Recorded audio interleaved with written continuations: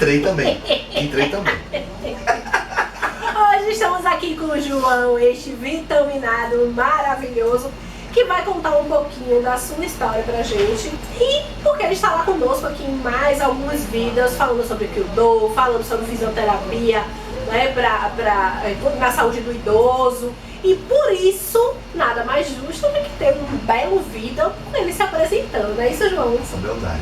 Essa maravilha. Nome todo. Nem um pouco leonino. Não sou leonino, não. João Rocha. Precisa do nome todo? Todo, quero todo. Vamos procurar. Vamos procurar no Google. Meu nome é João Vitor Rocha Cardial. João Vitor, maravilhoso. Que nome lindo. Sua idade?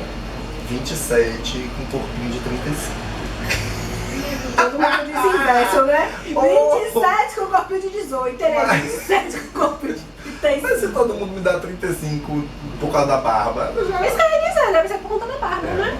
Meu marido tem 30, mas ele é todo grisalho, já tem cabelo branco na barba. A barba envelhece um pouco. Mas também dá todo um charme, né? Mistério. Aproveite e conta, estado civil, João? Casado. Casadíssimo, maravilhoso. Me diz outra coisa. Mas ninguém é de ninguém na Bahia. Mentira. Senão eu vou contar, tá aqui perto. Vou botar Não o vídeo, posta. vou mandar o link. Não posta. Qual a sua formação? Eu sou fisioterapeuta. Especializado em? Então, eu me especializei na parte de geriatria, gerontologia. Geriatria é só para médicos, né? Então, gerontologia, abafe o caso, depois a gente faz uma polêmica sobre isso. E tem uma formação também na parte de neurologia. Então, sério? Então eu fico meio naquela parte assim, neurogeriatric. Chique, poderoso. Chique e pobre, né? Mas é porque é isso, o campo o campo do envelhecimento de forma geral ele é muito grande. Então, dar conta de tudo é complicado. Então, você tem o pessoal que é mais especializado em neurogeriatria, tem gente que é mais especializada em urogeriatria, né, em orto, os traumas mais específicos da pessoa envelhecida, quais, né, as abordagens. Existe um problema na nossa formação brasileira, não só brasileira, mas eu vejo assim, mundial, porque eu já rodei um pouquinho, eu percebo, é que a gente acha que a gente pode atender tudo. Eu acho que a gente tem que ter uma formação generalista, a gente tem que saber receber tudo. Porém, quando você indica para uma outra pessoa que estuda mais algo específico do que você, isso não lhe diminui. Com certeza. Você recebe, você identifica e você passa. Eu vejo que dentro, posso estar enganado na parte da enfermagem, mas assim, dentro da parte da medicina isso é muito claro. Todo mundo faz a matéria básica, termina, fica generalista, aí vai e se especializa, né? Faz a residência. E aí, por exemplo, um geriatra, ele dá plantão no hospital e ele dá conta das questões do plantão. Mas quando ele precisa de uma indicação específica, porque o paciente é cardiopata, o paciente é renal, o paciente é neurológico, ele liga para o especialista. Olha, estou com o paciente assim.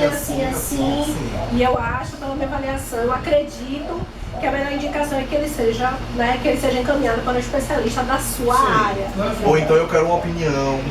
Isso. Né? A enfermagem é a mesma coisa. A enfermagem, por exemplo, se a gente vê um paciente que precisa passar por toda uma avaliação de feridas, se eu não tenho esse entendimento amplo, né, extremamente embasado em feridas, eu não vou fazer isso.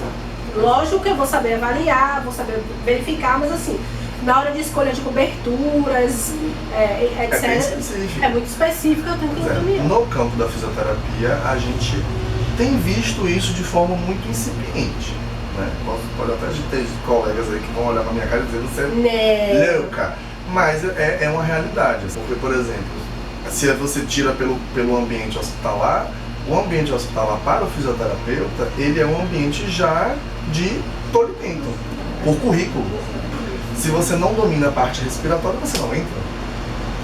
Poucos são os hospitais que aceitam profissionais da fisioterapia que não dominam necessariamente, né? Podem fazer uma aspiração, uma coisa simples, mas assim, não pode dizer que domina a área da respiratória, mas eles têm outras mil qualidades que vão trabalhar com protocolos de mobilidade, com síndrome da fragilidade, com sarcopenia, né? Com várias outras coisas, com alterações cognitivas, delírio. Então a área da fisioterapia ela ainda está caminhando nesse aspecto, né? Existem áreas que são muito valorizadas porque fazem um pouco a função médica, né? Ajudam a pessoa a sair do estado de morte. Então a fisioterapia respiratória, o pessoal da cardio, né? São os grandes reguladores ali, né? Eles que, não, o cara tá morrendo, bota uma coisa, faz um exercício específico para cardio e o cara volta. E as outras áreas ainda estão caminhando aos pouquinhos e a gente chega lá. A gente teve aqui no vídeo uma entrevista com uma fisioterapeuta pélvica, ela é doula também, então ela veio falando muito sobre a episiotomia, a história da episiotomia. Em breve a gente vai ter um outro vídeo falando sobre as consequências da episiotomia, que ela defende muito a questão do parto humanizado, e ela é fisioterapeuta. E é engraçado, eu estou conversando com ele, que é fisioterapeuta, ele fala ricamente sobre a área que ele tem de paixão, e conversando com ela também, é como se estivesse conversando com outro profissional. Também de forma bem rica, os dois sabem falar sobre fisioterapia, mas cada um no seu quadrado. Me diz uma coisa, eu sei que você faz outras coisas na vida, conta um pouquinho pra gente, o que mais João faz? A pessoa rodada. Eu dou aula de arco e flecha. Eu dou aula de arco e flecha japonesa. Conhecia há 3 anos atrás isso e me empolguei, me animei, fui, não tinha em Salvador, não tinha na Bahia. E aí eu fui pro Rio de Janeiro, corri atrás, fiz as aulas. Aí a professora, acho que você tem tino, vamos levar o curso para Salvador. E eu ingenuamente trouxe, ela falou, agora você já trouxe, então agora você fica responsável. What? Que maravilha! What? De coisas extras, é isso. De coisas extras é isso, você dá aula, João. Não, assim, fugindo da parte de trabalho, de formação, assim. Fugindo coisa nenhuma, porque esse senhor aqui é um educador de mão cheia, não necessariamente educador porque é fisioterapeuta. Vocês precisam ver uma videoaula desta criança. Abala pouco, não, abala muito. Fala um pouquinho sobre a inserção de João na área educacional. Então, eu fui criado por educadoras. Então eu tive minha avó, que é a minha grande figura assim de trabalho, de tudo. Minha avó era uma mulher que me botava para fazer resumo de livro, uma por semana, um resumo de um livro. Adorei sua avó. 11 cadernos de caligrafia, pesada, né? A régua de madeira dela, inclusive, eu herdei. Eu sou isso, eu herdo das coisas. E aí... meu amor. Então assim, aprendi a falar francês sozinho, porque ela tinha vernáculos em francês. Então eu peguei os livros, comecei a estudar os livros. Aí prestei Meu sonho é aprender francês. Pois é, vamos lá. E aí eu fiz a prova, ganhei uma bolsa e comecei a estudar francês, assim, tudo por causa dela. Então eu aprendi eu acho que fui por osmose, né? Eu tenho muitos tios que são professores, que são educadores mesmo. Aí o que aconteceu? Quando eu me formei, eu comecei fundei a Liga de Geriatria da faculdade, já gostava dessa coisa da inserção com a saúde do idoso. E aí surgiu a oportunidade de dar aula dentro da Sanar para a saúde do idoso e eu entrei assim na coragem.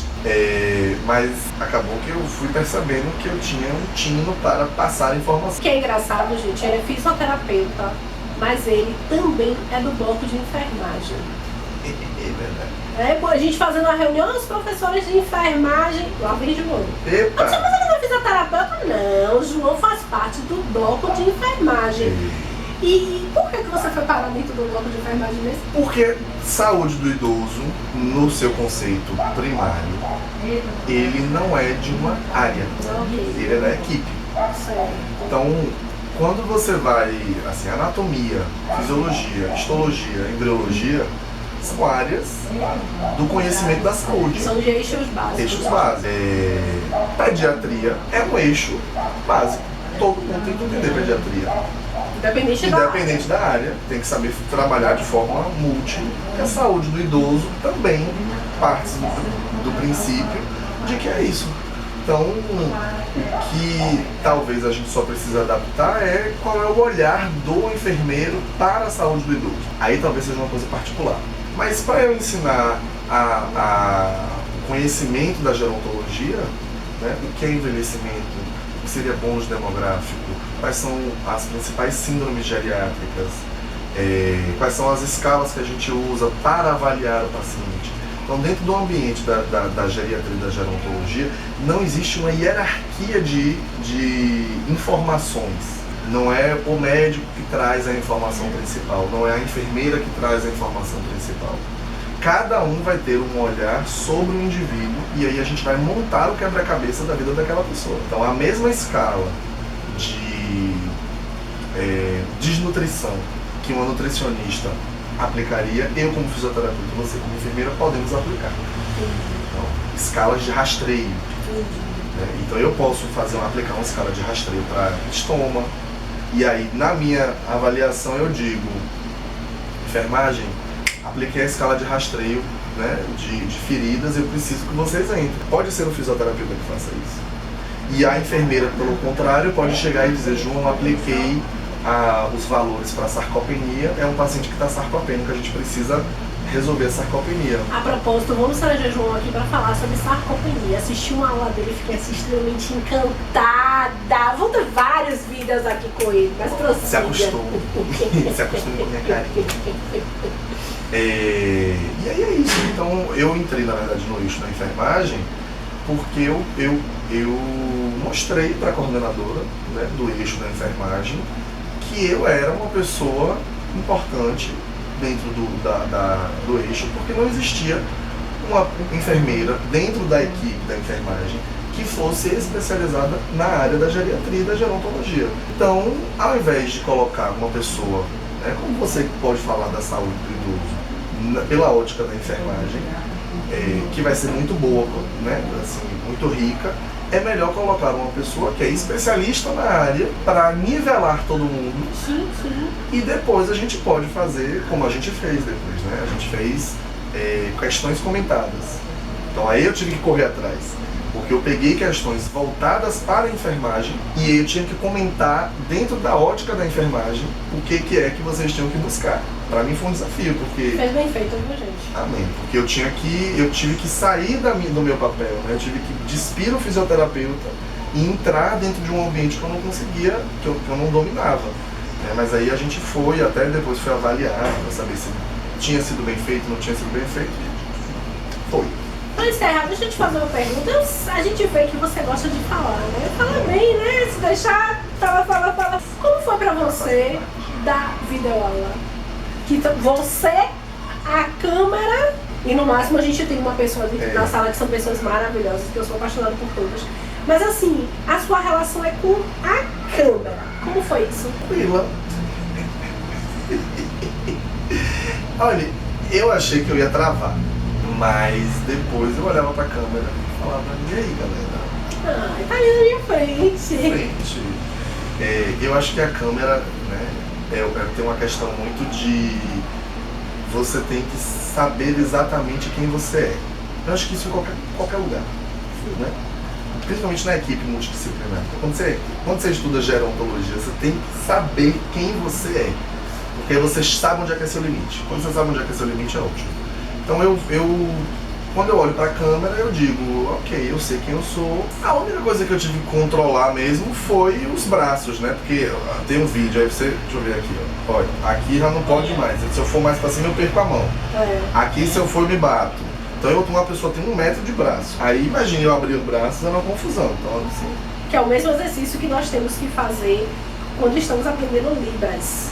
Nós temos que gesticular dentro desse quadrado. Sério? Sabe por quê? Porque quando você expande é como se você estivesse gritando.